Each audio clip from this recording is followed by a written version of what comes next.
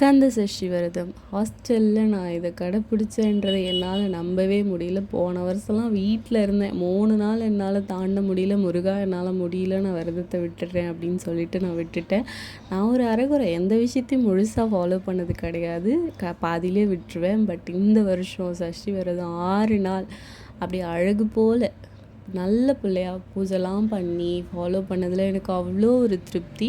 எங்கள் சிந்தக்காவும் முருகருக்கு விரதம் இருந்தாங்க. 2 பேரும் நல்ல பிள்ளைங்களா விரதத்தை முடித்த கையோடு முருகருக்கு நெய்வேத்தியம் பண்ணணும்னு சொல்லிட்டு அக்கா வீட்டில் அக்கா சாம்பார், அவியல், உருளைக்கிழங்கு பொரியல் அது இதுன்னு செஞ்சுருந்தாங்க. நான் ஜஸ்ட் ரசமும் பாயசம் மட்டும் வச்சுருந்தேன். பட் சாப்பாடு சூப்பராக இருந்துச்சு, சொல்ல வார்த்தையே இல்லை. அந்தளவுக்கு சூப்பராக இருந்துச்சு. விரதத்தை முடித்த சந்தோஷம் எங்கள் 2 பேருக்கும் தாங்கலை. நாங்கள் 2 பேரும் அந்தளவுக்கு சந்தோஷமாக இருந்தோம். சாப்பாடெல்லாம் சாப்பிடும்போது தேவாமிர்தமாக இருந்துச்சுப்பா, சக்ஸஸ் அப்படின்னு சொல்லிட்டு சாப்பிட்டுட்டு இருந்தோம்.